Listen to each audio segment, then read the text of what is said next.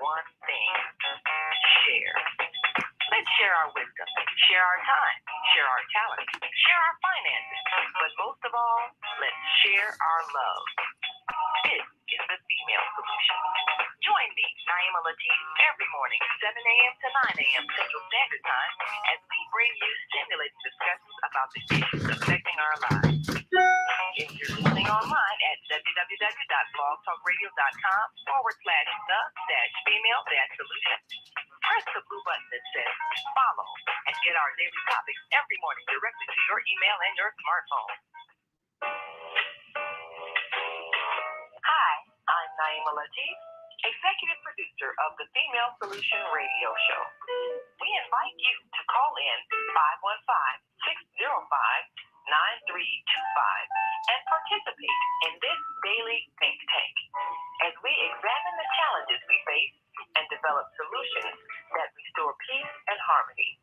We are global transformers, changing the world from the way it is to the way it should be. We are one. Wherever we live on this earth, we are one human family.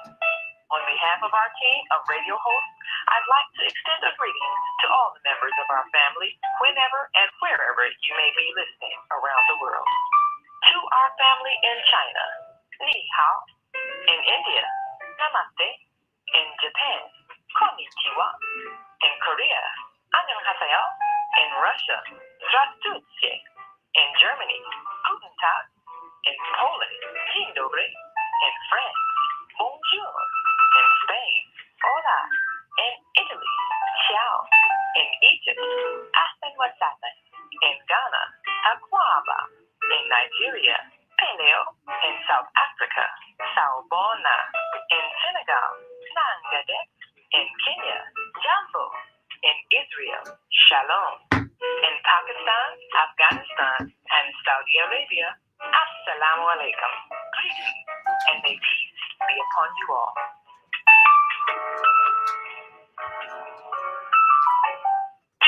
Grand Rising, or good afternoon for those of you all who are on Central Standard Time.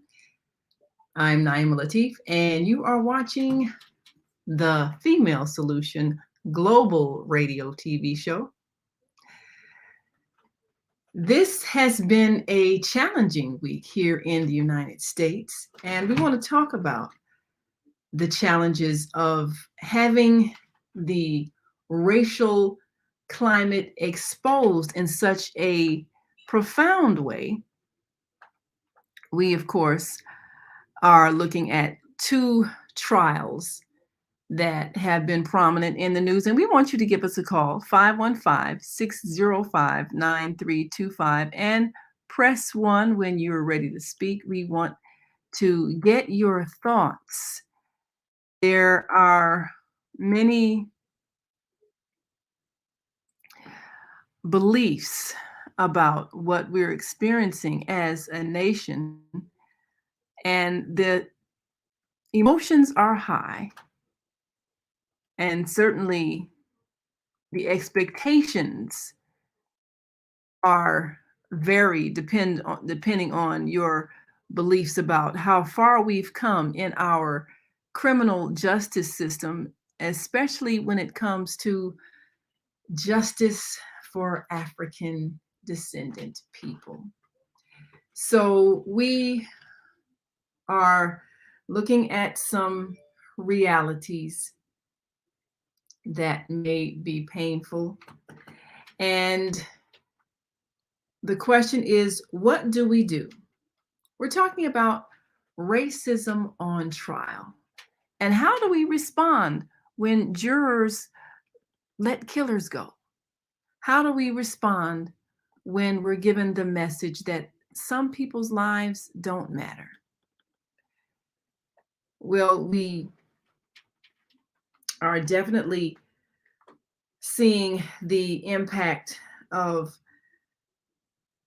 the court system, particularly in the case of those Black Lives Matters protesters in Kenosha, Wisconsin, and what it means when someone takes it upon themselves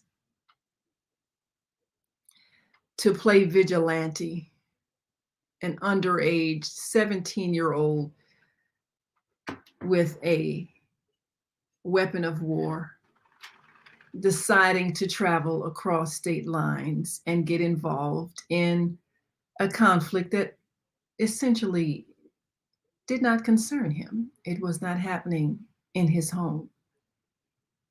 And so, did he have the right to shoot and fatally wound those who were involved in what had erupted into riots? And then we have the 3 men on trial for killing a Black man simply jogging down the street minding his own business. Well, we're going to talk about these cases, and of course, they have been talked about quite openly. And both of these cases, in which the trials are widely discussed every day on the news, and the emotions surrounding them help us to understand that these are situations that are going to cause us to see the painful realities, what's in the hearts of the people in this nation, and where the work still needs to be done to eradicate racial injustice. It really is a case of each soul being transformed. But when you have a multiplicity of people involved in what is the criminal justice system, and there seems to be less justice and more criminal, then we have to look at what is our next step in order to remove the level of insecurity and danger towards those whose human rights are not being protected by the nation in which they live. There is an answer. There's an answer to every single question. But we want you to participate in this conversation because we need to take a look at it from a different perspective, with the understanding of why this is happening and where we are going as a human family. And just like when you go to the doctor and you have aches and pains and they take x-rays and they might detect cancerous cells in certain parts of your body. Well, you don't tell the doctor, don't show me the x-rays, I don't want to know. You need to see it. You need to see where the cancer is. We need to see where the cancer of hatred still exists in the body of this nation. We need to see it. And so these trials are the x-rays that are giving us an inside look so that we can see where the malfunction is that needs to be healed so that the body can be healthy.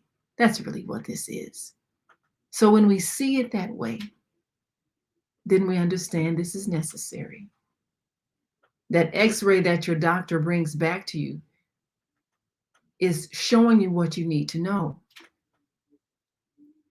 Don't be angry at the doctor when they show you cancer in your liver, cancer in your pancreas, cancer in your lungs. Don't be angry at the doctor. These are things that were there and they were killing you. But now that you know they're there, you can figure out what's the best way to treat the illness. It's better to know than not know. So as we watch these trials, we will know. So we want you to give us a call, 515-605-9325, and let's talk about the trials and what our response needs to be. And we want to say grand rising to our sister of the microphone, our Monday host. And we're going to talk about the Ahmaud Arbery trial. And we're going to talk about the trial of the man. He's, of course, now a man. He was a 17-year-old boy at the time. A 17-year-old whose mother took him across state lines to assault other people. But rather than attack, we want to examine, like the doctor that puts the body under the x-ray machine. We need to see so that we can understand where the sickness is and how to heal it. There is an answer. We're going to take a quick break. And when we come back, we'll talk about the details of these two trials and some of the statements that have been made and where these ideas come from and how do we eradicate them, because they are cancer in the body of America and the body of humanity. We'll be right back after this quick break. And if you're listening online, we want you to join this conversation. Give us a call, 515-605-9325. Press 1 when you're ready to speak, and give us your thoughts as we reflect on what we're observing in the American criminal justice system. And how do we transform what we're seeing so that we don't keep repeating this same travesty of justice? We'll be right back after this quick break, and we want you to stick and stay. Don't stray away. And if you're listening online, we want you to join this conversation. 515-605-9325. Press 1 when you're ready to speak. And if you are listening online and like to join us live on Facebook, go to Facebook and go to the Female Solution and feel free to write in your comments, share your thoughts, and we'll share them with our listening and viewing audience. And we will be right back after this quick break, so stay with us.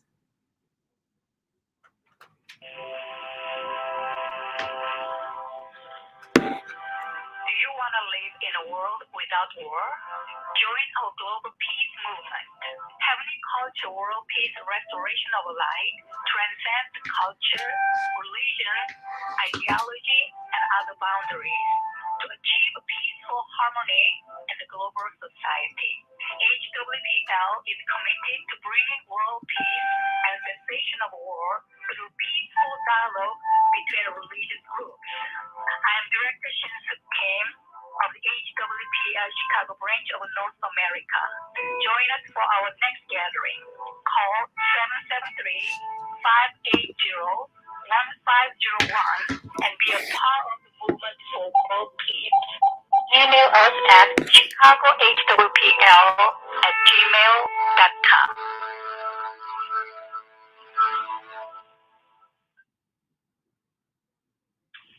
Hi, I'm Naima Latif, executive producer of the Female Solution Global Radio TV show. We are a part of the online network of Associated Internet Radio hosts, On Air. On Air empowers you with transformative news and interactive radio TV shows. This is such a wonderful time to be alive and to see our human family coming together as one community as a result of that powerful tool, the internet. We can now talk directly to each other all over the world. There's no need for conflict or misunderstanding. There's no need for violence to solve our differences. We can talk to each other face to face until we reach an agreement. On Air offers a fantastic global guide to communicators from all over the world who are using their internet platforms to inspire us to strive to be our best selves in order to become the kind, compassionate, loving people we we were all born to be. Once we do that, we'll see planet Earth transformed into a place of peace. Subscribe to the recommended YouTube channels, Facebook pages, and podcasts created by these Voices of Enlightenment. On Air provides daily news briefs and a weekly magazine to keep you abreast of events and opportunities. On Air news affiliates in television, radio, and print share information, insights, and interviews with notable personalities. Go to onaireverywhere.com for a daily dose of uplifting news. We're on air everywhere, online all the time.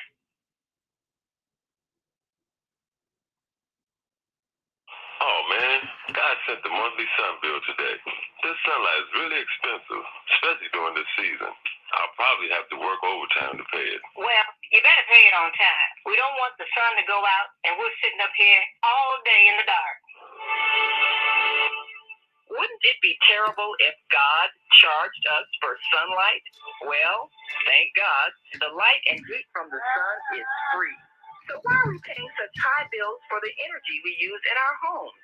Because we don't know how to use solar energy.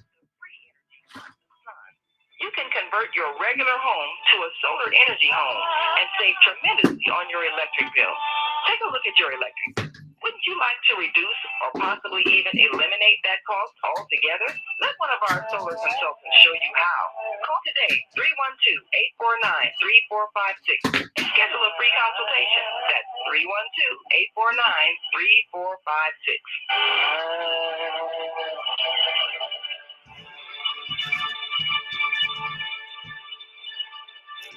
And we are back. You're listening to and watching the Female Solution Global Radio TV show. I'm Naima Latif.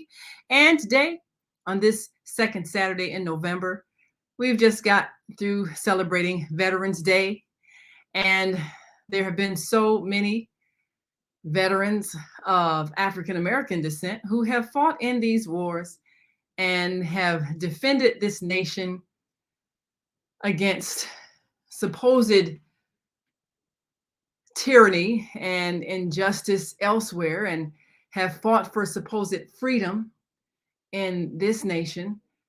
But too many stories have come back of soldiers being disrespected, disregarded, dismissed as not worthy of the honor that they have fought so hard to obtain. And we are aware that in the armed forces, there was racism, extreme racism. Many World War II veterans came back to a nation steeped still in Jim Crow and the segregation of public facilities. So the mindset that exists in the country has been there as a cancer that continues to resurface. Have you ever known someone who had cancer and then it went into remission and then it came back? Well, we keep seeing what we thought was cancer going into remission coming back. The 8-year period when President Barack Obama led this nation, many thought the cancer of racism had gone into remission. We can now all see each other as equals, and yet there was still an overwhelming amount of racially motivated violence, apparently racially motivated violence. So much injustice in the justice system, lopsided economic policies. So we really need to comprehend that while voting is a remedy to removing people who don't have the best interests of all people at heart. The real strategy must be to change the hearts, because there is structural racial injustice. There is structural economic injustice because the structure of the nation was built on inequality, based on an intention to exploit those who were put in a disadvantaged position because they came not bringing the resources from their homeland. And we know that although every immigrant group has dealt with and faced racial injustice, discrimination, there's a mindset that is cancerous, that has to do with fear and a need to create a scapegoat out of a group of people in order for some people to feel better about themselves. That's really what it is. Any type of discrimination, any type of mistreatment of someone because they are different, it comes from one's own self-contempt. Unless you feel good about yourself, you cannot love and honor others. When you don't love and honor yourself, you seek to make yourself feel better about yourself by making others feel bad about themselves. You seek to create a condition where someone is officially your inferior so that you don't face your own inner feelings of inferiority. That's what that is. So when we know that that's what that is, that's where that stems from, then we don't look at those who are being attacked as having to do something to stop the attackers from attacking them. It's not the responsibility of those who are being wrongfully attacked to fix the problem. It's the responsibility of those who have the problem that are attacking people. It's the sickness inside of them. Has nothing to do with anyone but the person who's committing the wrong.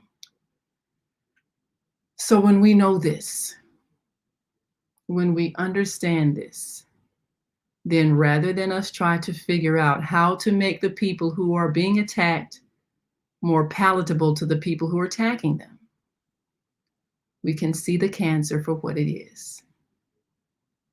Not being angry at people, not calling them names or hating them, but understanding it is a sickness inside of them, a self-contempt that they mask by attacking others. So let's take a look at this situation in Wisconsin, in Kenosha. Kyle Rittenhouse, 17 years old at the time, that he chose to go to Kenosha after having killed 2 men during a night of chaotic protests, August 25th, 2020. 2 men, Joseph Rosenbaum, 36, and Anthony Huber, 26, were shot and killed. The deputy chief medical examiner for Milwaukee County conducted official autopsies for both of these 2 men, Doug Kelly, the medical examiner, and he testified this past Tuesday that Anthony Hoover died from a single gunshot wound to his chest. And Joseph Rosenbaum suffered multiple gunshot wounds, Kelly said, including to his groin, hand, thigh, and back. And Kelly testified that the gunshot wound to Rosenbaum's back was the lethal injury, with the bullet hitting his lungs and liver. So these were fatal wounds to two men. And there are a lot of questions that can be raised and will be raised during the trial. But one of the main questions was that Kyle Rittenhouse, now 18, of course, he faces multiple felony charges of homicide and recklessly endangering the safety of others. And he's also charged with one misdemeanor count of possession of a dangerous weapon by a minor, because he was 17 at the time. And if convicted, he could face life in prison. But this whole thing stemmed from the anger that the crowd had in the August 2020 shooting, a police shooting of Jacob Blake, a Black man who was left paralyzed. And the fact that there was no justice in that case lit a fuse. People became angry, and the protests became destructive. Well, Jacob Blake was shot by Kenosha police on August 23rd of 2020, and this shooting sparked days of protest and looting in Kenosha's downtown and uptown neighborhoods. And so Kyle Rittenhouse, 17 years old, traveled across the border from Illinois. His mother drove him, we understand, in response to the social media call from a Kenosha-based militia group saying it hoped to protect businesses from protesters. Now, of course, is he a police officer? No. Is he any type of deputized person? No. Is he a security officer of any kind hired by anybody? No. It's not anybody, but just somebody wanting to do vigilante work. And that, of course, is not legal. It just isn't. So he decided to come there and encounter those who were rioting. Now, he had no business there. He had no business there. It doesn't take rocket science. He had no business there. And so he is reflecting a mindset that he got from somewhere, his environment, those who raised him, those who formed his thinking. When you raise your children to believe that hatred is appropriate, then they cannot make good judgments about what is appropriate for them. And he was 17, old enough to know better, but young enough to be considered a minor when he fired the shots. So as this trial unfolds, we understand that he is trying to paint a picture of himself as defending himself, but the bottom line is he had no business there, period. But what's on trial is not just a young man who chose to play vigilante and kill some people. The question is, what do we teach our children in our homes that they would even come to that conclusion that that is their place to go and shoot someone? Let's take a look at what we're taught in our American schools about patriotism and the right to bear arms and defending your property. And none of that was his property, that he went to another place to confront people who were looting. None of those businesses. hired him as security. He had no business there. But is there something that we're teaching in our schools that would create that level of confused thinking in a Caucasian child? The super patriotism, defend your what? None of that was his property. So where is that thinking coming from? We've had discussions about critical race theory and what that means and what are we teaching.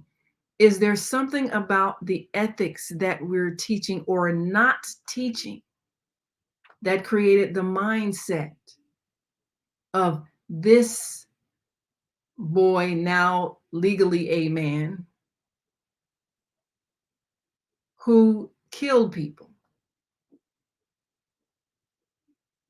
Is he a product of the American school system, the American teaching of history? Is he the product of racism taught in the home? Is he a product of the various militia groups he may have been a part of that promoted white racial superiority? Is he a product of just the natural upbringing that happens in a nation that constantly projects people as criminals, unworthy of respect? Where did this thinking come from? Because that's the cancer that the X-ray of this trial is exposing. Where did it originate? So we want you to give us a call, 515-605-9325. Press 1 when you're ready to speak and give us your thoughts. And we've got a thought from John Dillinger. How is Rittenhouse racist? He only shot white people. He shot people. Even though the people who died were white, he killed them with the thought that he should come and defend what was not his. Why is the thought that it's okay to shoot and kill another human being? How is that okay? And much of the rioting, just as in Chicago and other cities, has been done by whites, but it's been often given a black face. And so even the attitudes of those who are upset at the looters will be upset with the Black Lives Matter people, as if they're at fault for people who choose to take the opportunity of chaos to go and steal, because that's all it is. So why would he even think it was okay for him to go? Why would he think that he should be armed and coming to a place where he is not a police officer, not hired security? What is inside of him that would make him think that was okay? Even though those who died were white, why would he think it was okay for him to come? And what was the face put on the rioters in the national media? So, yes, it has been reported that his mother drove him. And there are those who have asked why that happened.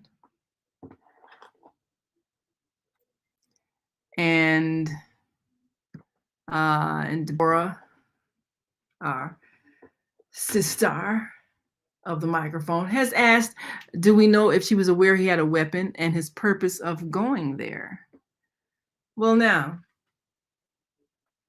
That's one of the things that the trial is examining, because why would you be going to a place where there is civil unrest? What would be the purpose of going to a place that you don't live, where there is conflict? Why would you do that? You're not law enforcement. You're not hired security. You don't own any of those properties. Why are you going there?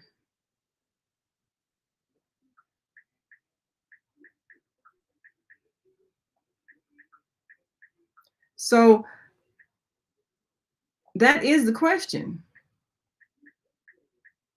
Where is the mindset? And why would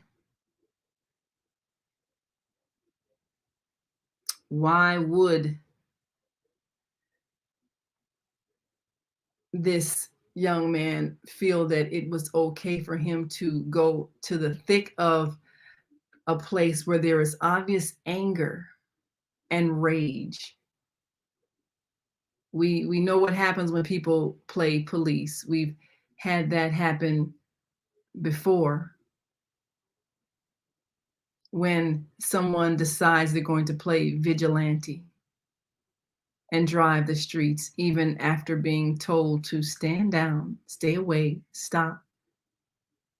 So was that message not understood the last time we had to have a trial of someone who chose to play vigilante and kill someone and then tried to claim self-defense when they were the aggressor?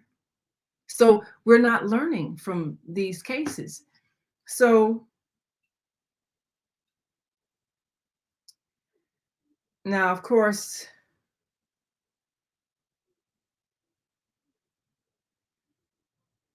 while many people believe Wendy Rittenhouse, who's also a certified nursing assistant and a single mother to 3 children, while many people believe Wendy drove her son to the protests, Kyle reportedly drove himself to Kenosha, but it has been said that she drove him. And then, of course, she said to the media, if he didn't have the gun with him, he would have been dead because he was shooting in self-defense. Well, if you hadn't been there, you wouldn't have had anything to defend. So the question is still, what were you doing there? What made you think you should have gone? And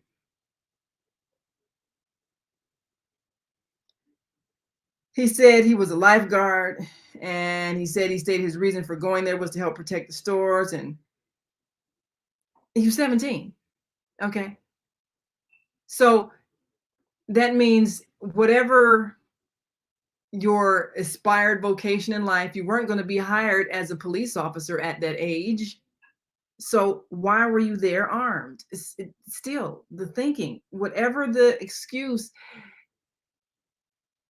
Number one, you had no business there. And Jacob Blake, who was shot 7 times in the back by police, he lived through that and is now paralyzed. But he was seen as not in any way attacking police or a threat to police. Yes, was shot 7 times in the back. So people seeing that, yes, there was outrage. And people might say, well, did they have a right to riot? But that was an emotional response. What was the emotional response of Kyle Rittenhouse. What was his reason for coming to a place where he did not own any property, saying he was coming there to defend the property that was being looted? So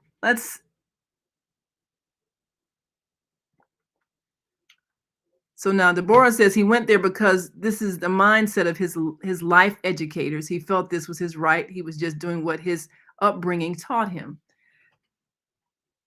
Well, now that is something to think about. What was he taught? And is this something that we're teaching our young people? So when a 17-year-old has a weapon and you say, what did his mother know? How does a 17-year-old get a weapon and you don't know? How does a 17-year-old get a weapon and the parents not know? What are the laws regarding gun purchases? How does a 17-year-old get a weapon and the mother not know? So Red 5 Golf says Rittenhouse is a hero. Okay. He is a hero for having shot some people that... Does anybody know what their families were? Did those people, were they in the process of killing people, or were they in the process of taking property, even destroying property? Was anybody about to die as a result of what he did? Did he save a life, even if he saved property? So, and Red 5 Golf says BLM is a terrorist organization. And what people did Black Lives Matter kill? And Red 5 Golf says, and QIFA is a terrorist organization. So this is the dichotomy of American thought that we're living with.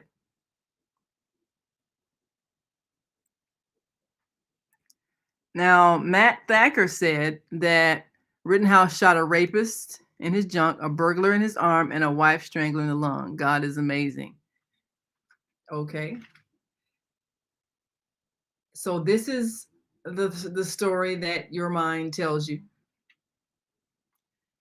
That this is who these people were. And did he come seeking people who had committed crimes? And did anyone ask him? And were the local police incompetent to stop people who had committed crimes? Really? So now Red 5 Golf says he took out a pedo and a rapist in self-defense. He was there because his dad lives in Kenosha and the business owners are family friends. Again, was he hired security for any of those businesses? Did any of them hire him to be security? Did he have any official reason for being there with a weapon? Or was he playing vigilante at 17? At an age where he should not have legally had a weapon. So, now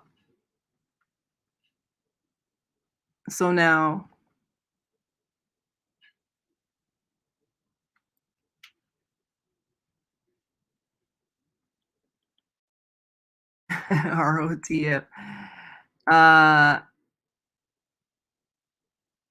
And so now Red 5 Golf says he pulled out a knife on a cop resisting arrest. Who pulled out a knife on a cop resisting arrest? So now we see two different belief systems here. We see those who will say this 17-year-old playing vigilante who end up killing two people being called a hero, when in fact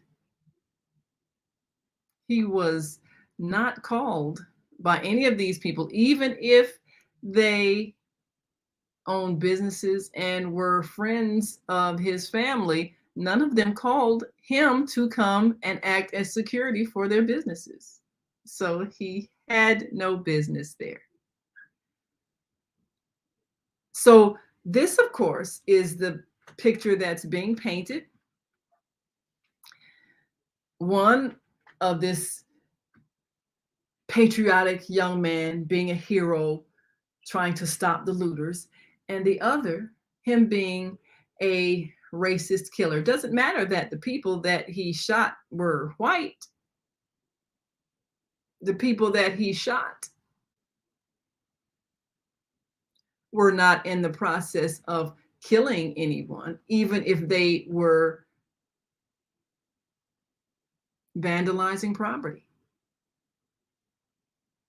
So what would make it okay for a 17-year-old to be carrying a weapon of war and killing someone in a place other than where they live that's not endangering their own personal property? What about that would make that be okay? Well, here again, we have the American thought. And Sam Howell says they were in the process of killing him. Well, once again, why was he there? If you come and you're attacking, then people are going to counterattack. Question: how did he get the weapon? Why did his mother not know? Did she, in fact, take him there? And if he drove himself, then what was he thinking he had a right to be driving to if no one called him who owned property and said, we are officially hiring you to be security for our property? What property? Which property was he guarding?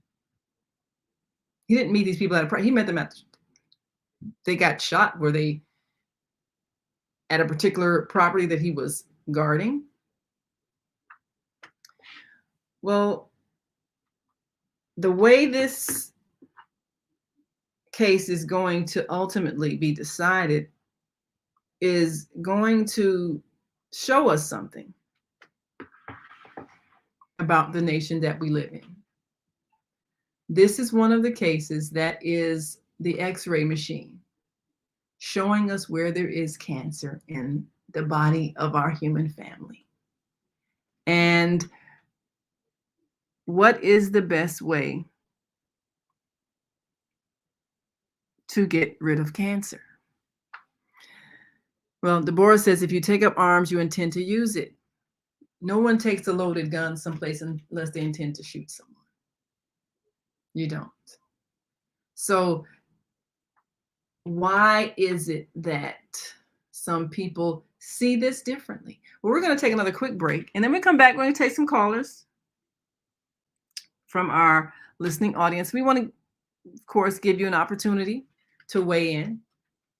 Call in 515-605-9325. Press 1 when you're ready to speak. We'll open your mic and get your comments. Area code 863-816 coming to you next, and then 314-381 coming to you next. And of course, if you're on our switchboard and have a comment, please press 1. We will open your mic, and we'll be right back after this quick break. So we want you to stay with us. Hi, this is John Alexander. And I'm Naima Latif. Meet people like you who are making a positive difference in the world. Watch us every day on The Media Connection at www.youtube.com/TheMediaConnection. Ruby, see you soon. There are people who choose to make a positive difference in the world. Our job is to bring you their stories to motivate you to do the same.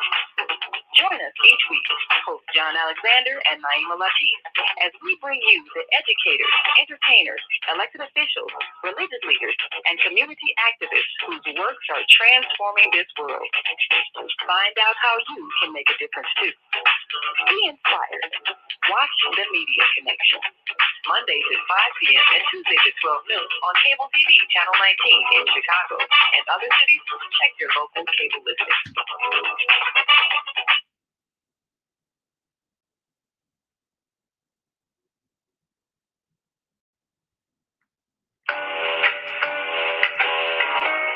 The female Solution Global Radio TV show invites you to an invigorating conversation with our team of hosts Monday through Friday, 7 a.m. to 9 a.m. Central Time. Start your week with Monday Morning Mindfulness with Zelda Speaks. Tuesdays, Self-Care with Jody Susan. Wednesdays, Repairing Broken Families with Naima Latif and co-host Kareem Hamid.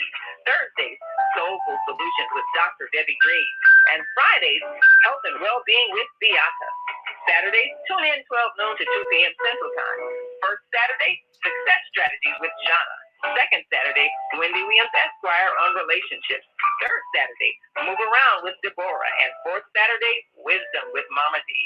Join us Sundays, 7 p.m. to 9 p.m. Central Time for Soul Purpose Healing with Beata. Call in and comment 515-605-9325. Press 1 to speak to the host and be a part of the solution.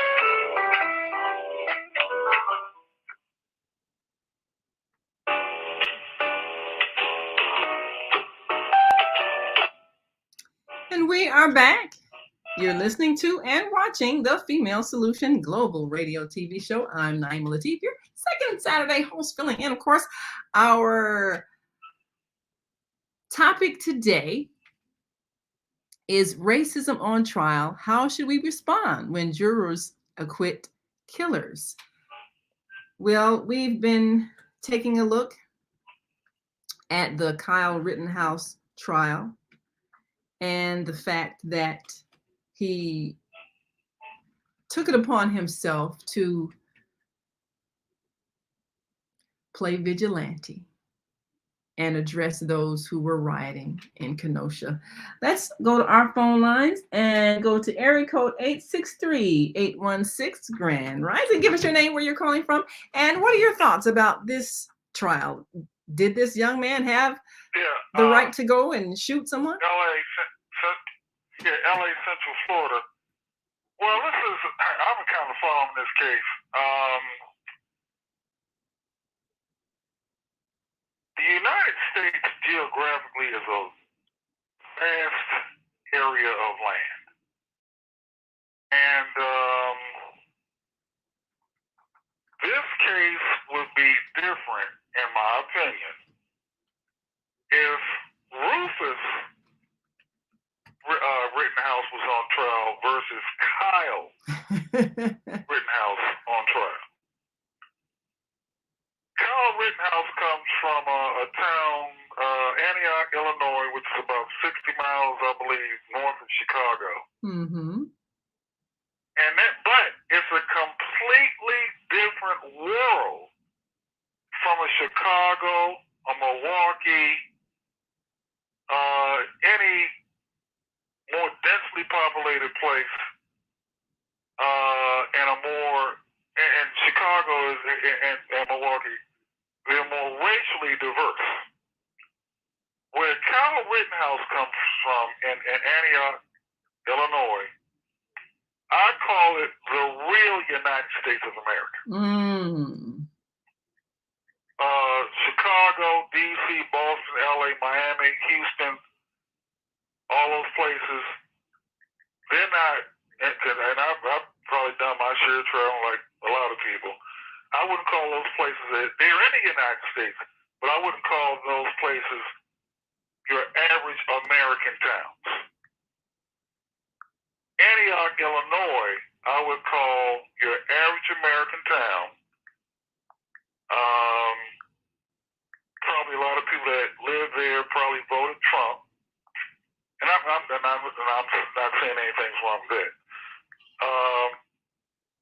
They're more conservative, and there's a lot of Kyle Rittenhouses all over the United States because there are a lot more Antioch, Illinois, and there are a lot more Kenosha, Wisconsin than there are Chicago, Illinois, or New York City, or Boston, Massachusetts, or Los Angeles, California.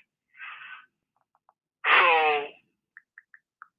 he grew up in an environment that in my opinion, because I don't know him personally and I don't know his whole backstory, but he grew up in an environment where, having a gun in the home is normal.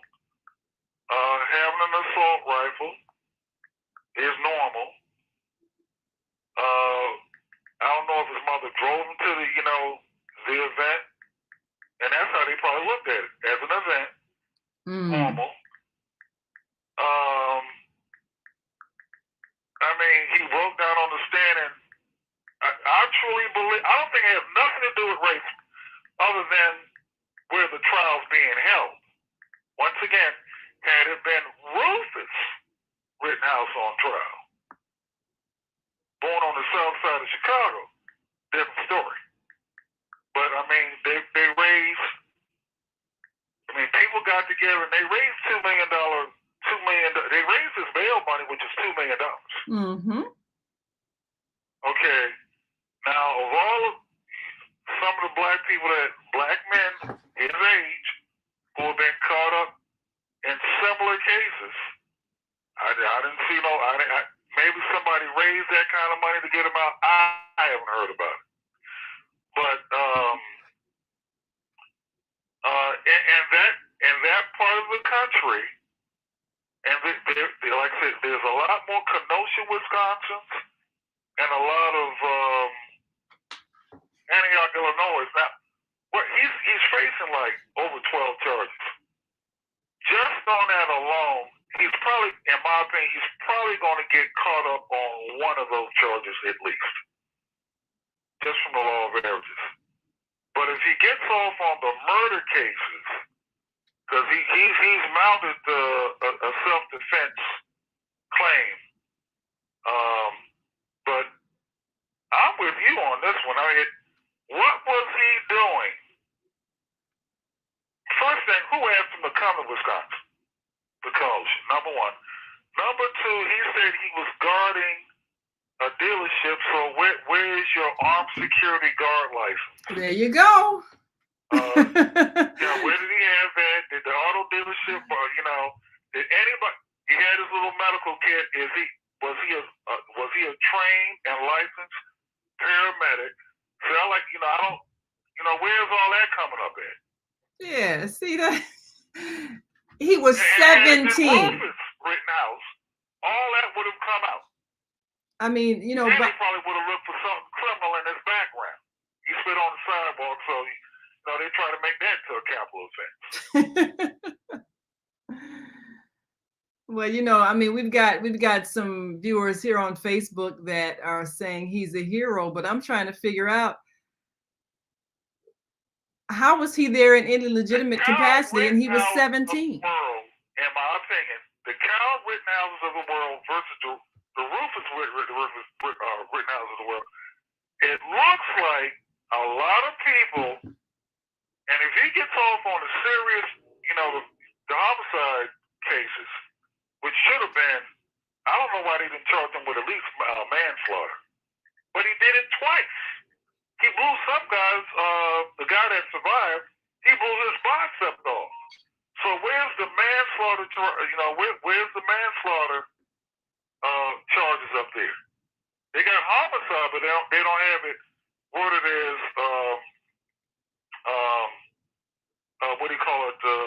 manslaughter. Whereas if we go to what South Carolina, where the Ahmaud Arbery trial is, now they're trying to paint him as a criminal, trespassing and all this other stuff. So it's an unwritten, and I typically don't play the race card because I'm a conservative, okay? But it looks like in Kenosha and Antioch, Illinois, which I call the real United States of, and I hang in some of those places. But it looks like they're trying to give Kyle Rittenhouse a pass, whereas if his name was Rufus, it wouldn't have happened. Well, it would seem that way, that in both cases, the people who have been harmed are made to be the criminals, and the people who have done the harm are trying to be painted as heroes, which is certainly, what kind of backwards thinking is that? When someone murders someone, especially if they are the aggressor. How do you turn the story around and make it the fault of the person who was murdered? And this is what people are becoming so enraged at, because it's quite clear when someone does wrong that it is wrong. What is inside of us that is making us keep doing what is clearly wrong? But, I appreciate what you're saying. Certainly, it would be a different point of view if some Black person had come to Kenosha and shot 2 white people. Then he would be clearly called a murderer, and they would have been called noble protesters even if they were looting. So the fact that those who were killed are white doesn't reveal the racism so much as the fact that the one who did the killing was white.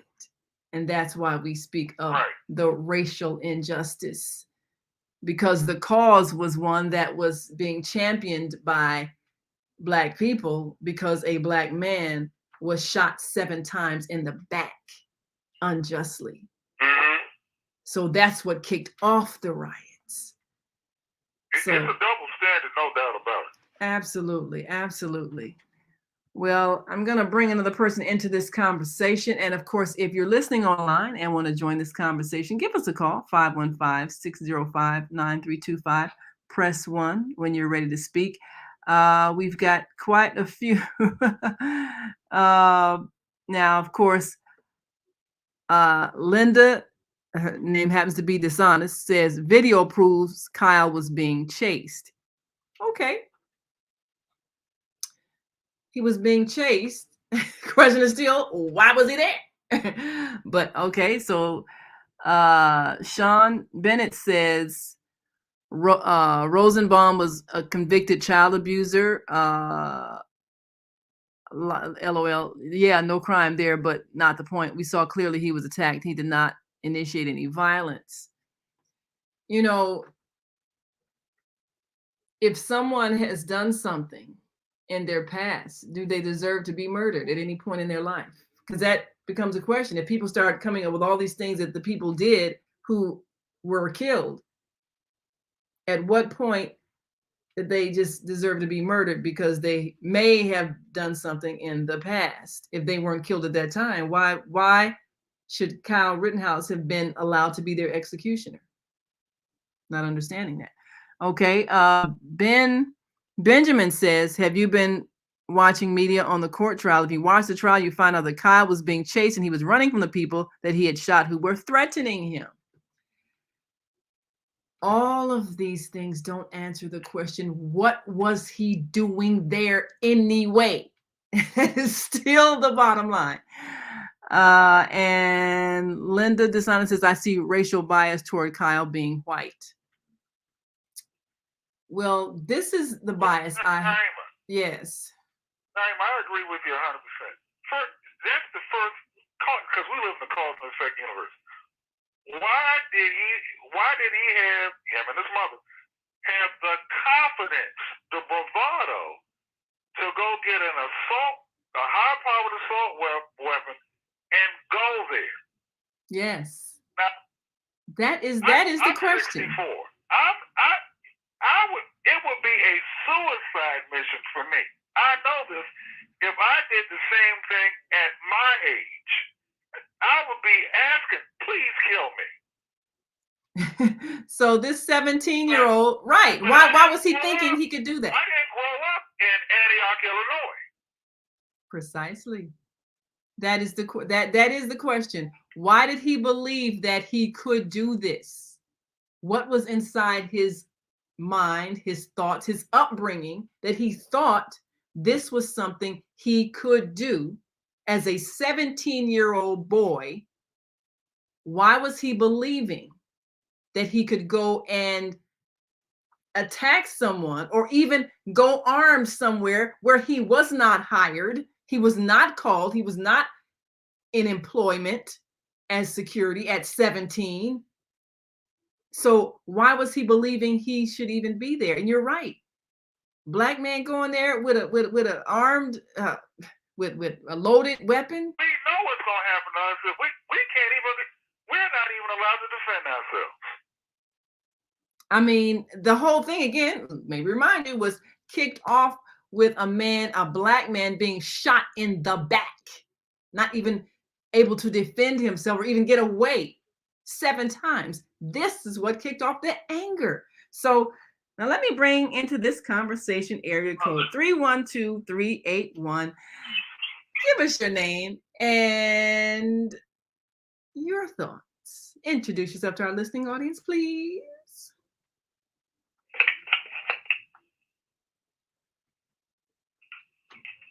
314-381. I do believe that's our dear friend Pianki from why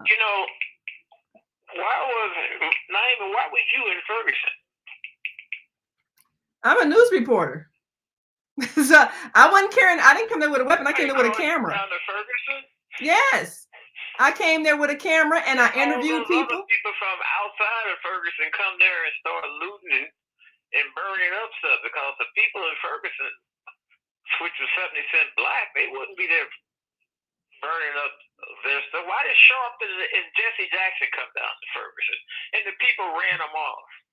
Well, actually, they didn't run them off. You had some people who didn't like their presence, and there were some people who welcomed their presence. But everybody who came there from outside of Ferguson had a purpose. I'm a journalist. I came there to report the news and to interview the people involved and to present the story that may not have been told. And of course, you can see it on our YouTube channel. It's extensive interviews with the residents there. And I was there same way. Matter of fact, I was there the same way that Yana Van Nant was there. She was doing her show, and we were right there, same space, talking to people. Why was Blake at that birthday party when court order told him to stay away from that lady? He had a court order. Told him to stay away. And was he harming anybody at the time he was shot in the back? Yes, he was broken. He broke the court order. And then police was trying to question him. He snatched away from him, walked to the car. The police he walked away and they shot him in the back. The police officer, he's going to his vehicle. No telling what he had in his mind. He had something evil intent in his mind. Did he have anything in his hand? Did he have a weapon in his hand? He wasn't supposed to be there. Did he have a weapon in his hand? He said he had a weapon. Did he have one in his hand at the time he was shot in the back? He said he had a knife. Yes, he did. No, he did not have a weapon in his hand when he was shot in the back. Shows it in there. He testified and said he had one. And when he took it out, the police officer shot it and felt like he was going to use it on him. He got shot 7 times in the back. Wait. You're someone's shooting you in the back. How are you going to use anything on someone and they shoot you in the back? Every Western talks about shooting somebody in the back. You can't say somebody attacked you. The threat is no longer a threat. Wait a minute. Wait, I know I got some more comments on Facebook here. But as we go to our Facebook comments now, all of us know that very famous biblical story about Joseph. And the Potiphar, the wife accused him of attempted rape, and his shirt was torn. And during the inquiry, the statement was made, well, if the shirt is torn from the front, then he is guilty of attack. If the shirt is torn from the back, then he is not, because it's clear that she grabbed him. And wasn't his shirt torn from the back? And so it was clear that he was innocent, but they gave him years in prison anyway. But it was clear he was innocent because his shirt was torn from the back. If you're not facing somebody, you're not attacking them. As far as the guns concerned, there's at least 5 cities in the United States, probably more. Kennesaw, Georgia, Nelson, Georgia, Kenosha, Colorado, Virgin, Utah and Gun Barrel City, Texas, where the ordinance require homeowners to have a gun in their home. Okay. And So in Kenosha, Georgia, is about 40-45% black. And the crime in that city is hardly nil. Nothing like in Chicago, where in the last 165 days, you don't have 164 days, you don't have 2,769 blacks shot by other blacks. and would it be helpful for someone? That's a little bit more than 5.5 months. And so now, as far as quality. And so would it be helpful for somebody from another state to come with a loaded gun and start shooting people that they don't know and they don't know anything about the situation? Do you really think that would be helpful? Or would that just add to the chaos? My daughters carry weapons and they will shoot you if you pose a threat to them. But did you send them to Chicago during the riots and say, go down there and see if you can help out? Did you do that? We're going to come to Chicago on a peaceful time. Let's long. Oh, okay. So how come Kyle couldn't come during the peaceful time to Kenosha? Now, hang on for a second. Let me go ahead and finish. Hey. You guys like to get in arguments. I'm just saying. You guys like to get in arguments when somebody don't agree with you. But let's finish. You talk about why Kyle was there helping to remove graffiti off a building that some ridiculous people had put on in the destruction of his friends' other car lots. So nobody else in that city had. Kyle is a citizen of the United States first, before he is a citizen of the state that he resides in. So nobody who lived in that state had soap and water? Nobody in that state had soap and water. They could have removed the graffiti. He had to come all the way from Illinois. And how do you remove graffiti with a loaded weapon? How is that going to get graffiti off? Why did people from other areas come down to Ferguson? I can tell you why I came. I came as a reporter, and I wasn't carrying an assault weapon. I was carrying a camera, so I could tell the story, and I did my job. I didn't shoot nobody. Promise keepers that was guarding people's businesses, which include black and white promise keepers. We'll hold that thought for a moment. Let me get a couple of more of these statements on Facebook. Let's see now. All right, let me see now. Okay.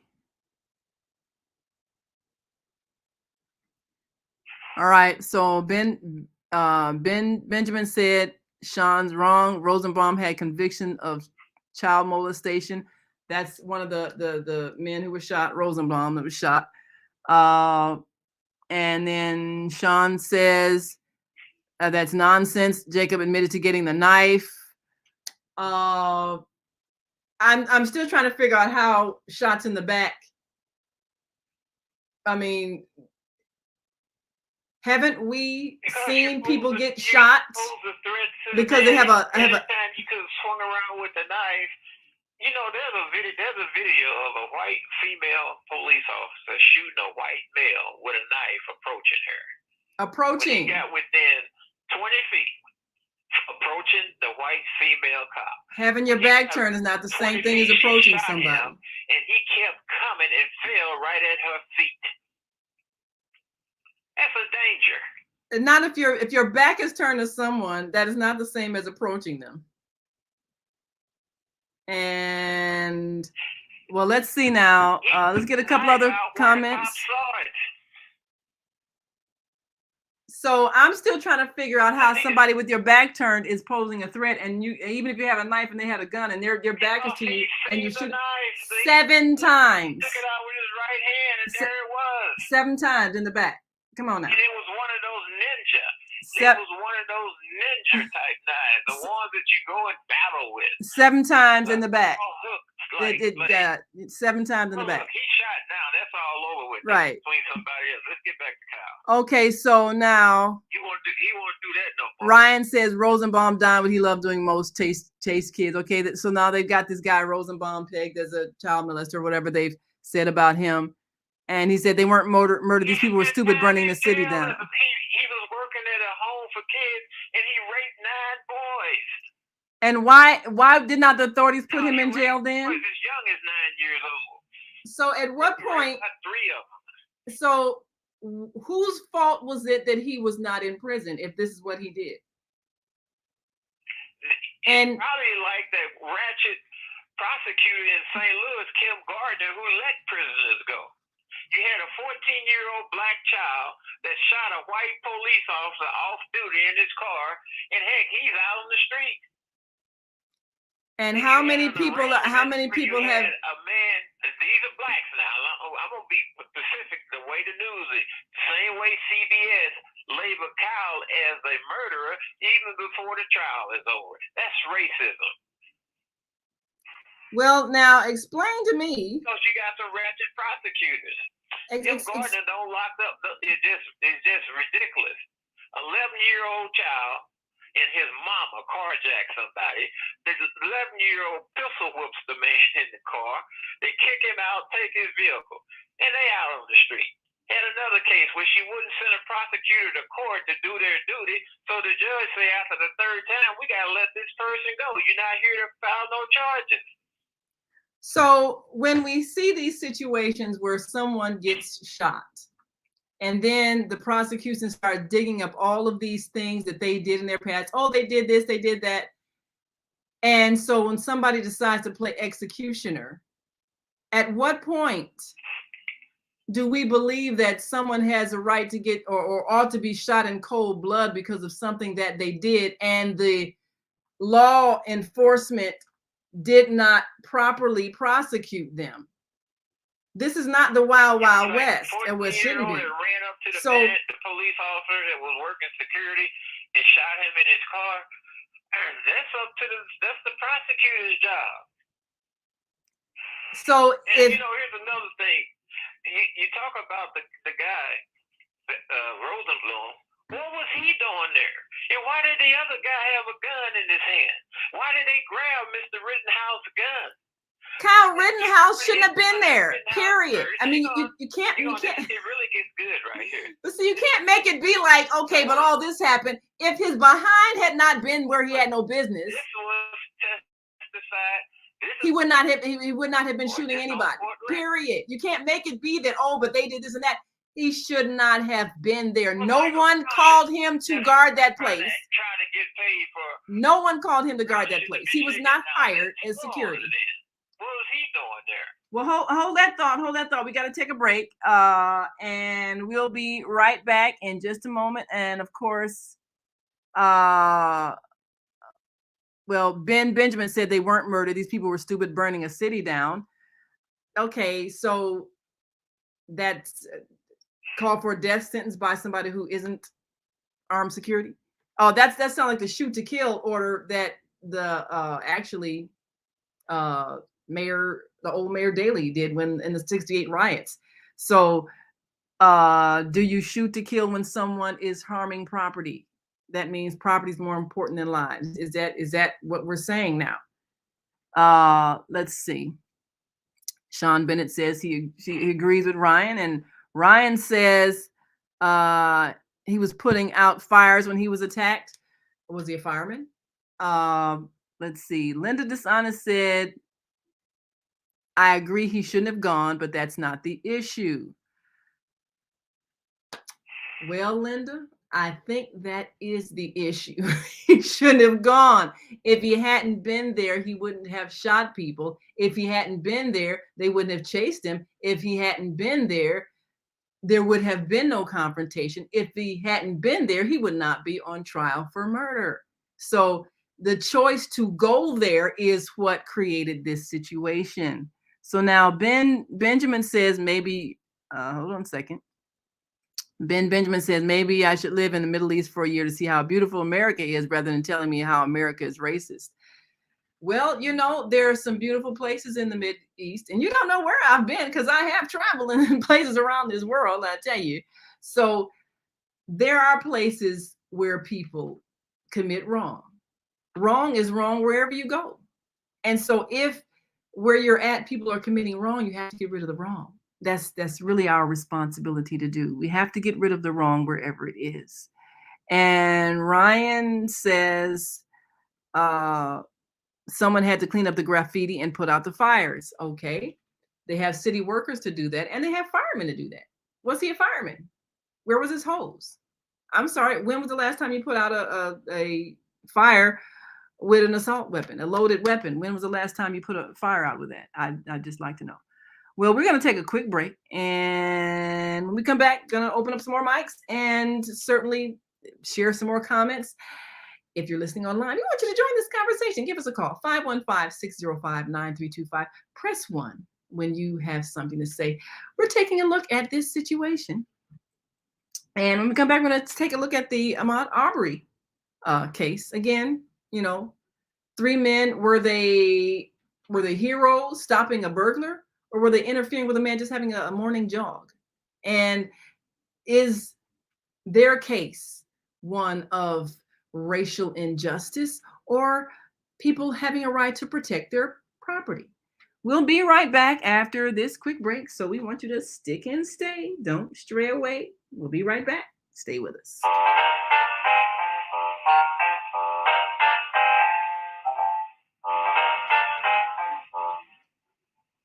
Have you ever dreamed of going to exotic places, meeting fascinating people, enjoying uplifting music, and spending nights in a luxurious hotel? Do you look forward to a relaxing vacation where you can walk along the beach or sit in a quiet park and enjoy the sunset or sunrise? Whether you're flying around the world or driving across the country, we will share travel tips that will help you stay safe while you enjoy the journey.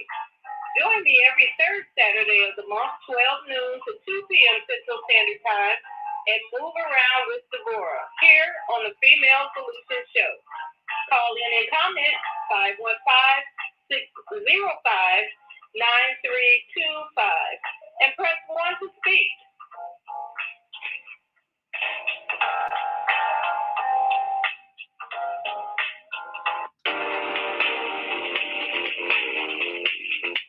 Is Monday morning a struggle to get out of bed into the swing of things? Well, don't worry, you are not alone. Join us for thought-provoking, stimulating, and mindful conversations on higher learning with Zelda Speaks for your Monday morning mindfulness session on Blog Talk Radio, The Female Solution, Monday, 7:30 until 9 a.m.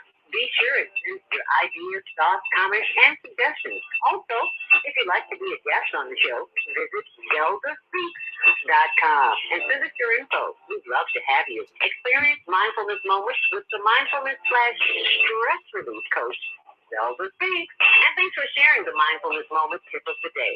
Stay on purpose, stay empowered, and stay tuned to your next session of mindfulness on higher learning with Zelda Speaks. Make it a mindful day. And thanks for listening.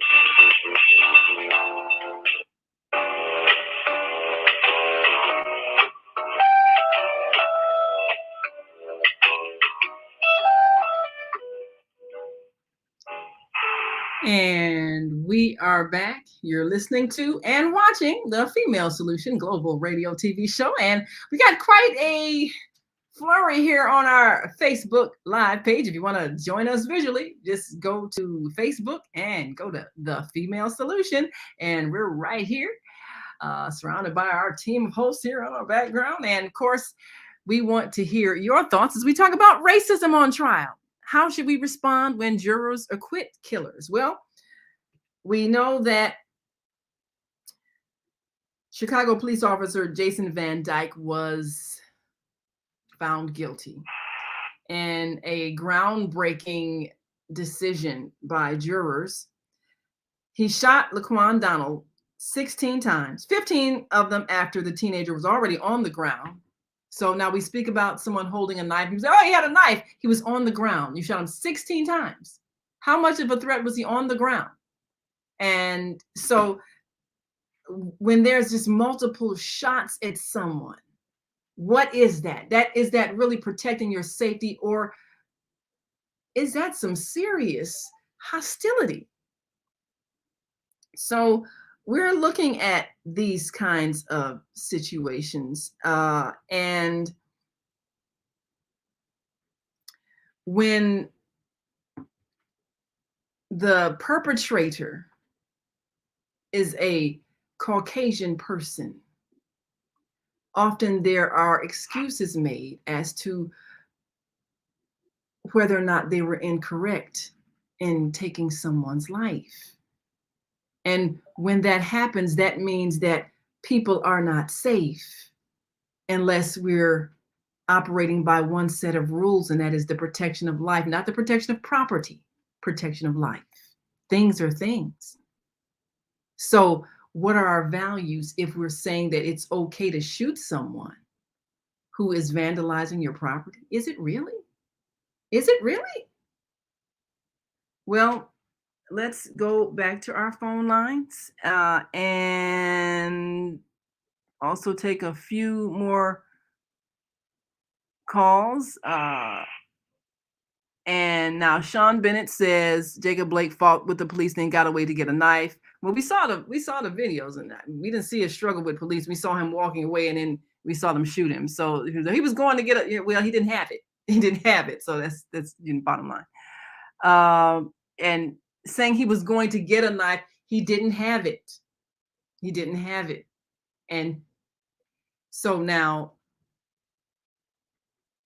Kojo. Now, Kojo is a war veteran. So let's see what he has to say. He says, I would suggest as a former war veteran from 1960 to 54, I recall one of the life-saving lessons we were taught is never argue with someone holding a gun, whether they have a license to kill or not. We were also taught to shoot to kill those who did. By the way, many young soldiers lost their lives by hesitating. Bottom line, whether law enforcement officers were former military personnel or not, they all received military training. So now that is possibly one of the issues. If you're out in civilian life with a military mindset and you're treating people like enemy combatants, that's a problem right there, in my opinion. Because if someone with their back to you or someone on the ground gets shot 7 times in the back, or in the case of Laquan McDonald, 16 times, 15 of those shots while they're on the ground, you're not in a war. You're in civilian territory with citizens and children, and you're killing people who are not armed with assault weapons the way you are. So what's the mindset? So now someone who's 17 comes with an assault weapon loaded to someplace else. Where is their right to shoot and kill when they shouldn't have been there? So now Sean Bennett said he did have a knife. Speaking of Laquan, speaking of, well, speaking of Jacob Blake, but again, people saying someone has a weapon and their back is to you and you're shooting them 7 times. So now Benjamin said you're part of trial by media. Well,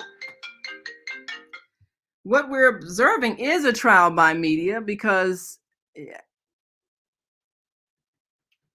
if you cannot have a set of rules where everyone is treated as a human being and only people who are law enforcement are allowed to act as law enforcement, then everybody can become a vigilante. So that's why we had a child killed by a vigilante person driving in the streets that had no business being a vigilante, because of that mindset. And this is where we have problems. So now let me go to area code 312-669, Grand Rising. LA, do you have another thought? Say that again. LA, did you have another thought you wanted to share? I'm with you on that. Like I said, I'm typically very conservative, but the first question is, what gave him, part of my expression, what gave him, he has some balls to think he can come to another town packing and nobody asked them to come to town. Yes.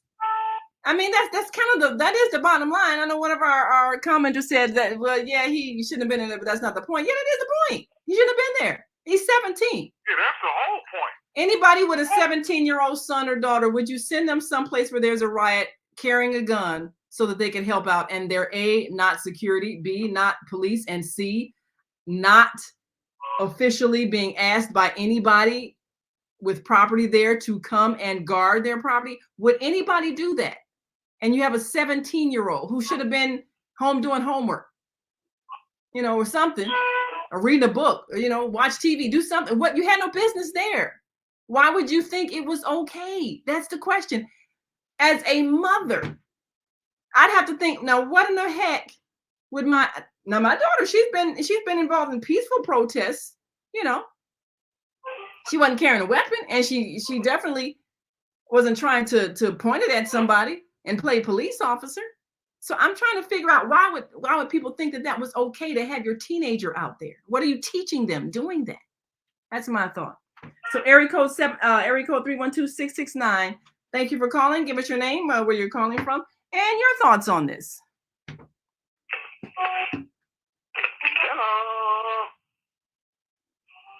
Hello. Yeah, 312-669. Yeah, this is Curtis, Kojo Mara. Hey, Kojo. Well, thank you for calling in. So yeah, are you talking to me? Yes. Well, Kojo, I have issues with police in cities being military minded. I think that's where a lot of the violence happens, because they are responding as if they are in combat, and that's inappropriate. And everything from handcuffing 6-year-olds to shooting children that are laying on the ground. So I know, but let me explain my position. Okay. Hello? Yeah, go right ahead. You're loud and clear. We hear you. Yeah, well, I stand by my statement, and also I agree with you, and I agree with it's outrageous. But let's face it, it's the reality. It's what's happening now.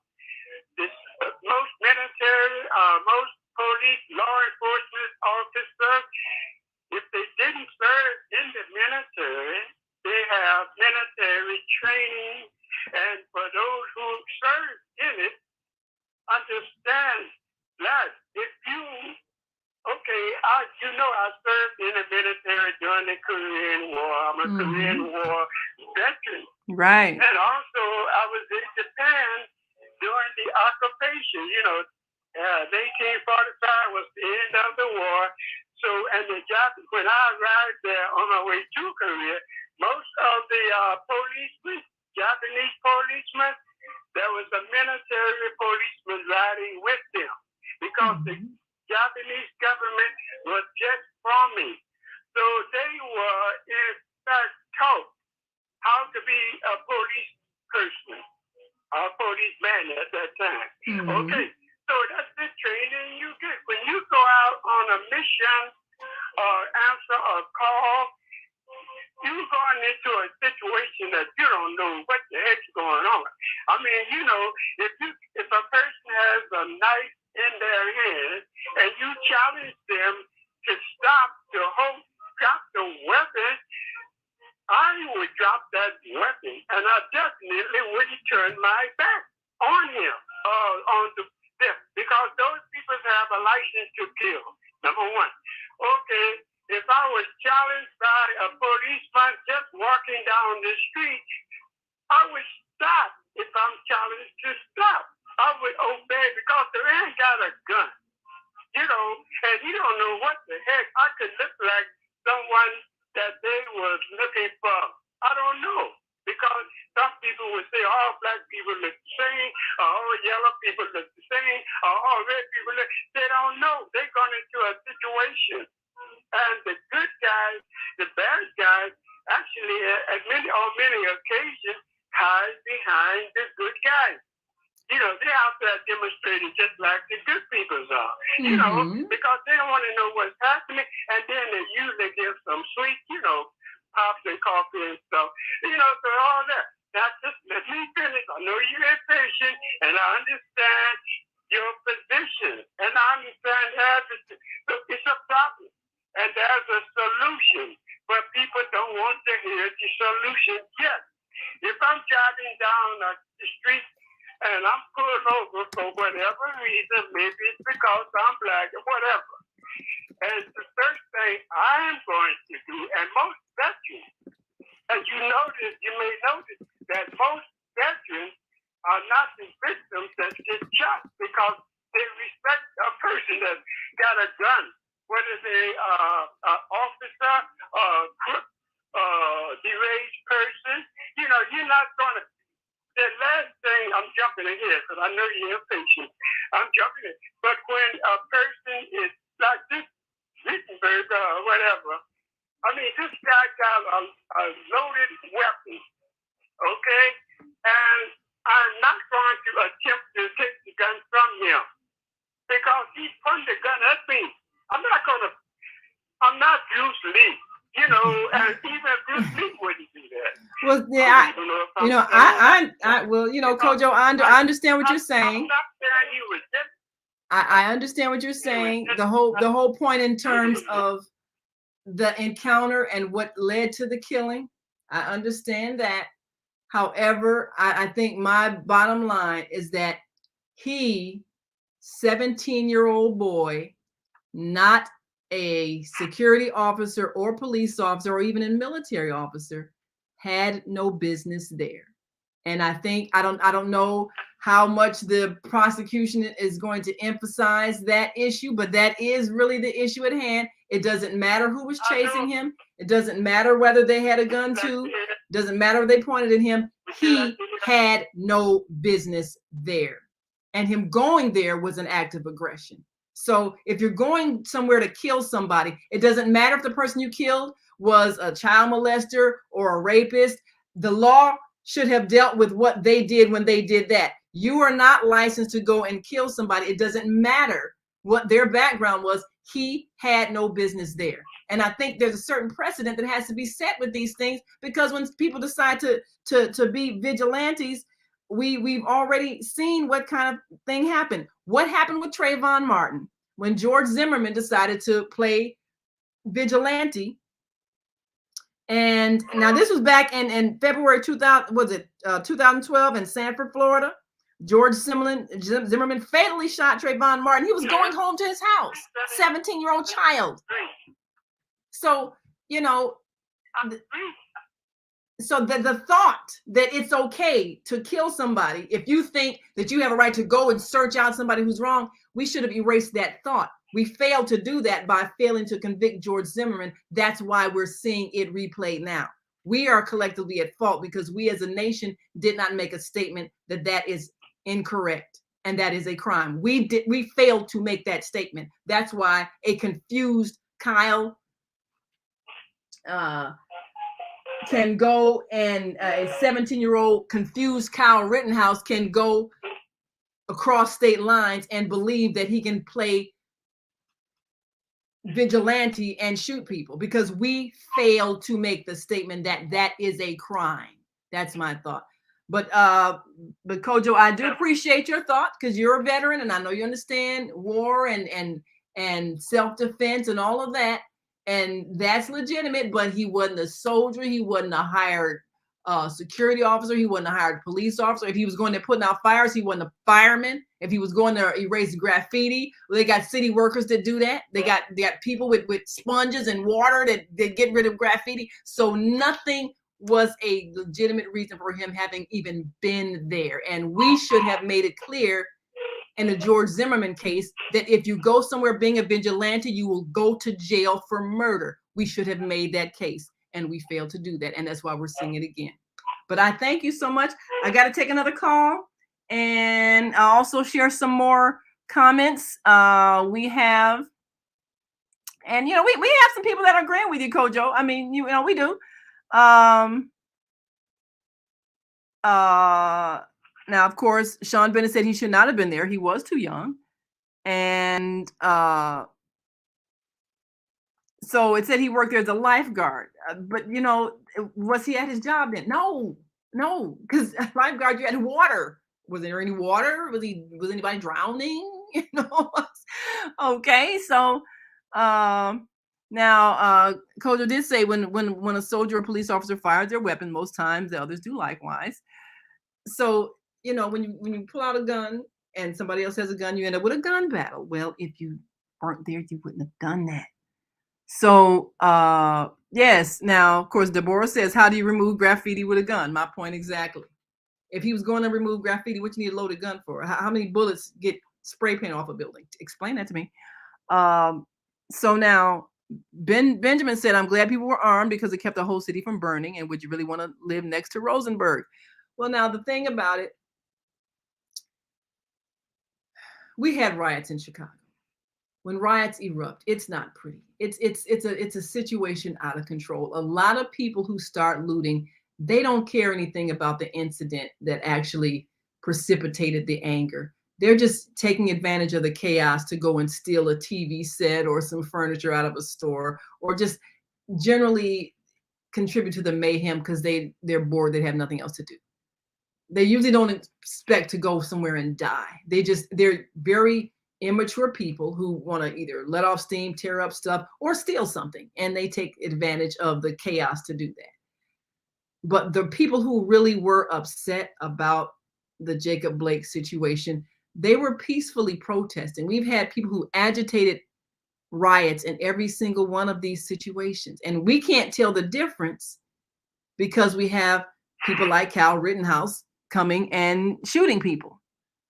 Now, Sean Bennett said when cleaning graffiti, he was not armed. Okay, so where was the gun and how did he get a hold of it and shoot the people that he shot? Ryan N says Kenosha is a whole 20 miles from Antioch. So, okay, so he went from his home in Antioch, Illinois to Kenosha, 20 miles. I think it's a little long. I think it's a little more than that. And he says Kyle's father also lives in Kenosha. I haven't heard from Kyle's father. Did Kyle, I don't know. Did I miss that? Did Kyle's father say, well, I told my son to come and protect me because I'm in danger? I haven't seen that. If I missed it, let me know. Ben Benjamin says, ask the children who were molested by Rosenbaum what they think. Well, I'm sure those children felt like the law should have put him in jail. He wouldn't have been out there in the first place. I'm sure that's what they think. He should have been off the street. They didn't ask Kyle to come shoot him. He should have been put away when it happened. So now, and then Sean Bennett says he's not a child molester. That's someone's opinion. Again, saying people who got shot to death that they did something to deserve being murdered. I mean, how much when Trayvon Martin was killed by George Zimmerman, people start digging in his pants. Well, he brought marijuana to school. What the heck does that got to do with somebody stalking and killing this child going home? Nothing. So we have to stop making excuses for wrongdoing. We have to stop that. So let me take another call here. We got area code 773-977 Grand Rising. Thank you for joining us today. I believe we got our dear sister Lois on the line from Chicago. Yes, this is Lois, and hello to everyone. Another blessed day that God has given us. And this Rosenberg situation, I was told by a law enforcement officer that the prosecution and the defense attorneys are not going to question him on why he was there with the gun. Well, and that they might acquit this guy based on that fake cry that he put on a couple of days ago. This is, as you said, another situation similar to the Zimmerman situation with McDonald. Absolutely. And as we all know, Roy Lightsey was involved in a lot of that mess with that young man, and we're not doing anything about it. This young man was not supposed to have been there, and why won't they ask him the question, why were you there with the gun? And everybody who talked about it this morning, you're absolutely correct. That's my comment. Thank you. Well, thank you so much, Lois. The thing about it, everything people said, well, he was cleaning graffiti. Well, he works there as a lifeguard. Well, yeah, I didn't see no pool. Okay. where was a sponge and bucket of water? He's cleaning graffiti. I saw, weapon, kill people. I didn't see any, cleaning solution. All the reasons that have been given. The thing about it, you can't go and be a vigilante if you see violence happening somewhere, even if you have a loaded weapon. That's not your job. If we're paying taxes to hire police and they're supposedly trained to keep order, even if they do it badly, we can hold them accountable because we've hired them to do that. We didn't hire Kyle Rittenhouse to go and be security, go and keep order. We didn't hire him, so he should not have been there. For whatever reason, that was not his job. And if we had made that clear when George Zimmerman murdered Trayvon Martin, then maybe that would have been made clear. So when we fail, when jurors are given a responsibility to decide on a case, they're not just deciding on that case, they're setting a precedent for what we as a nation stand for in terms of principles. And if you fail in that job, you fail the society, because now it's unclear as to what's right and wrong when you don't make it clear that you are not to act as a vigilante. If you are not hired as a police officer, if you are not hired as a security guard, you do not go someplace with your loaded weapon to do anything. We should have made that clear. We failed to do that. So now who is safe? So now we've got Ahmaud Arbery and 3 men, Gregory McMichael and his son Travis McMichael and another person, William Bryant, are standing trial for the killing of a black jogger, Ahmaud Arbery. This man's going jogging. Now they're saying, well, we thought he was a burglar. Well, he looked suspicious. Well, he was running. So the same excuses are being given. We thought he was dangerous. We're protecting property. But they didn't catch him in the act of robbing. He was running. Even if he was someplace, did he have any merchandise in his hands that he'd stolen? No. So how do we make it clear that you don't have a right to go chasing anybody? Did you call police? Did you say there's a burglary in progress? No, you didn't. You cannot go and be a vigilante. So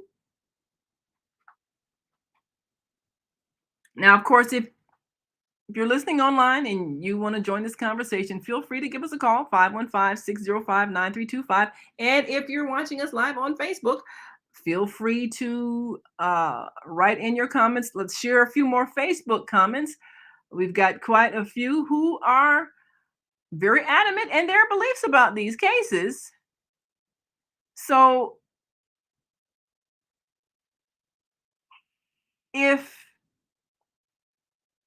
we're going to have a justice system, it has to be clear who's authorized to keep peace or to provide public safety. Not everybody with a gun can provide public safety somewhere else that isn't their own property. That's the statement that needs to be made in this case.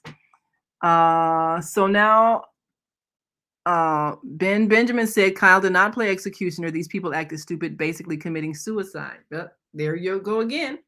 Okay, he went someplace else to kill somebody. Same thing George Zimmerman did, driving down someone else's block.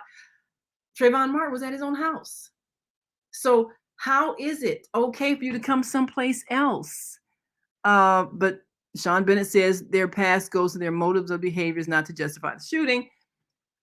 And here again, when someone wrongfully takes a life, do you look at the fault? Do you look at all the faults of the person who's dead, or do you look at the fact that they were murdered by someone who was not authorized to enforce law? So I'm going to open up the mic again for Pianki. I know you've got a few more comments. Somebody named Dusty Fart says, Well, I really don't advocate for violence. Usually people don't like what I say, hang up on me. But here's the thing. In Missouri, if my neighbor is being in rob in his house, somebody break in and invade his house like George Floyd them done with that woman, I have a right to go over there with a weapon and help him. That's the state of Missouri. And probably maybe likewise in Wisconsin, because in Wisconsin, if you have a concealed carry weapon and a police officer approach you, you don't have to tell them that you're armed according to Wisconsin's law.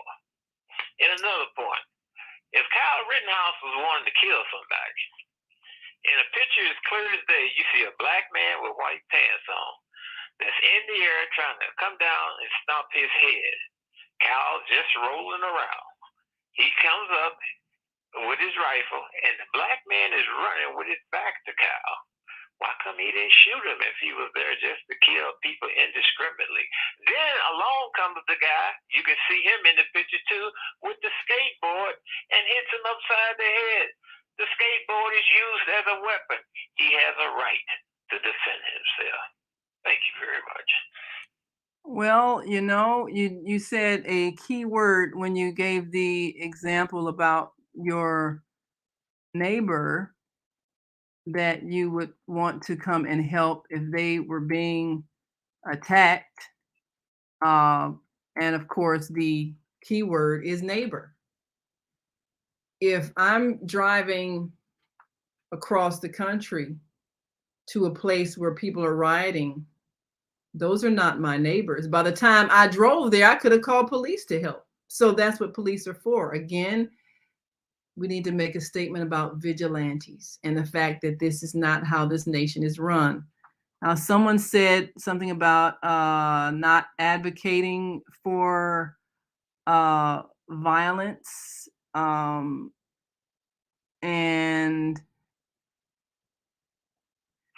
if we want things to be peaceful, you have to start with peace. You can't start with violence and then ask people to be peaceful. Because again, it came down to an officer choosing to shoot someone in the back.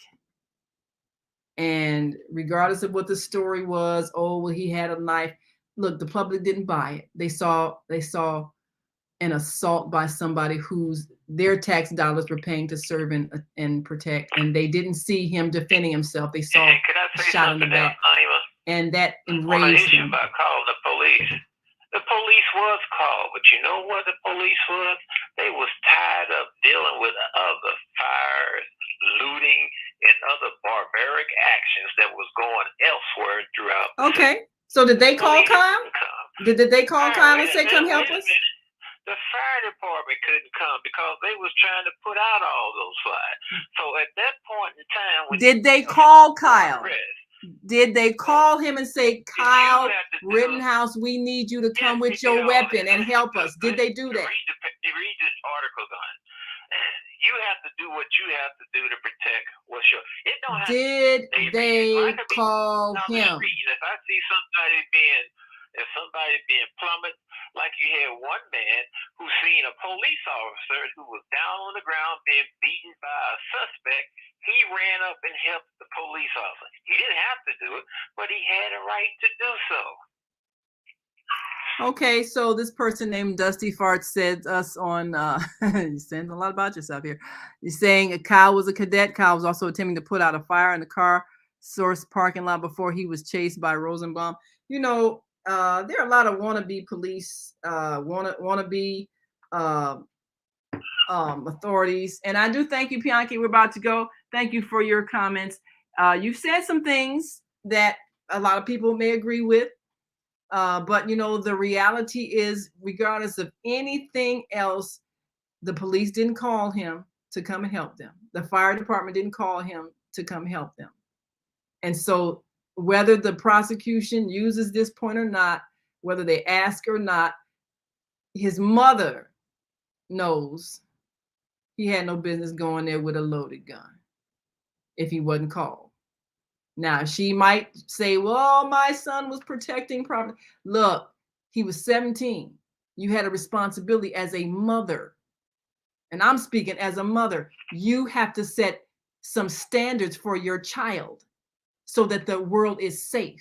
You let him have a loaded weapon and 2 people are dead. You got to think about that. What values did you set that he would think that was okay? Because all of us are responsible who have children to raise them in a way where they can be clear on what is right and wrong. And you can't make wrong right no matter how many ways you twist it. That's all I'm saying. So if Kyle was a cadet, and Kyle was one of those George Zimmerman types that wanted to play police officer but wasn't a police, we got a problem. Because you're not a police officer until you're a police officer. You can't play police with a loaded weapon and kill people. If we don't make this case in this trial, we're going to have this problem again with people not understanding. You can't just take your weapon and decide some people ought to die because you think they're doing wrong. And we didn't pay you as taxpayers to police us. You can't just do that. We need to make that statement, people. That's our responsibility. So we appreciate all of you who have given your thoughts. Now, Ben Benjamin keeps saying, if I lived in Jordan. Ben, if you've been to Jordan, come on now. I've been to a whole lot of countries, or at least a few. I've been out of the United States. I'm not watching propaganda. So, it isn't the country. It's the people in the country that make it either safe or unsafe. What we're trying to do is to raise the conscious level so that the behavior of the people where we live is peaceful. And if we have a disagreement, we handle it in ways that don't involve violence. There are places in Jordan that are peaceful, where the people are choosing to be peaceful. There are places in Jordan where they're violent, where people are choosing to be violent. So what we're striving to do is to help people understand what they're contributing.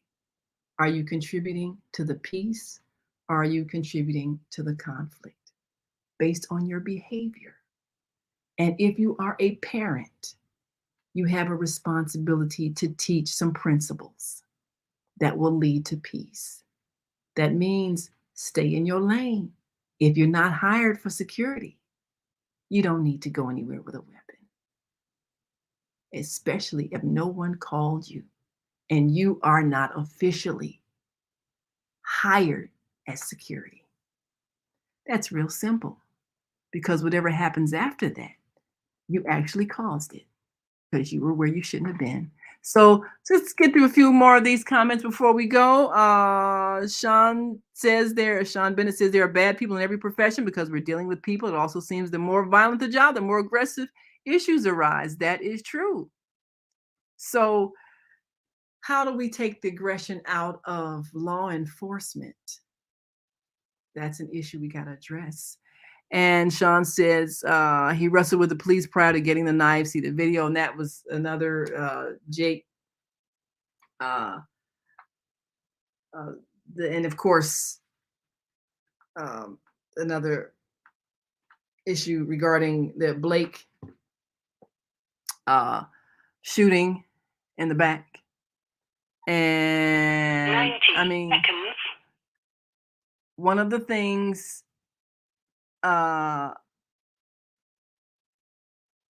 what is an assault weapon? A weapon that assaults.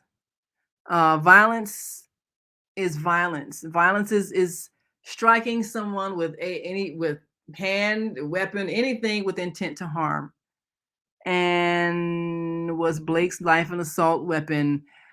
I did not see him assaulting. I saw him shot in the back. Could have been butter knife to put some butter on his toast. I don't know. When the city is on fire and violent people are running around, beating people, shooting, looting, they get what they deserve when they're shot. I have no sympathy for these criminals who burnt the city. Well, I think it comes down to our decision as a nation to get to the bottom of why people are angry and what we need to do to stop using excuses in order to kill the people we hate. We've come to the end of our show today, but you can hear every show in the archives at www.blogtalkradio.com Okay, someone says a business owner summoned him to be there. Why would you summon a 17-year-old to go across state lines? Very irresponsible. Leave your comments about today's show. You can always reach me on If you my go provoking a fight somewhere, how do you have rights? Stay where you're supposed to be, and this won't happen. Store owner, if I need help, I'm not going to call a 17-year-old. They're supposed to be home doing their homework. If I need help, I'm not going to call a 17-year-old with a weapon. I'm going to call someone who's a trained official. That's responsible. Thank all of you who participated in today's discussion. And to our global family. So we want to thank all of you all, and thank you. To our family in China, Sheshe, and India, Zanzibar, Japan, so Korea. We thank all of you all who've made comments. Russia. We're glad that you were Germany. Motivated to participate in this discussion. Thanks to all of you who called in. Join us tomorrow for Soul Purpose Healing with Viata, 7 p.m. to 9 p.m. Central. Join us every day on the Female Solution. We appreciate all of you, even those who disagree. At some point, we have to choose peace over war, and we have to choose to end the violence. And that starts with removing the violence from our hearts. And so we say to our global family, thank you for joining us, and may we all choose to live in peace. Saudi Arabia, shukran. Assalam alaikum wa rahmatullahi wa barakatuh. Thank you. And may peace be upon you and the mercy of God and God's blessings.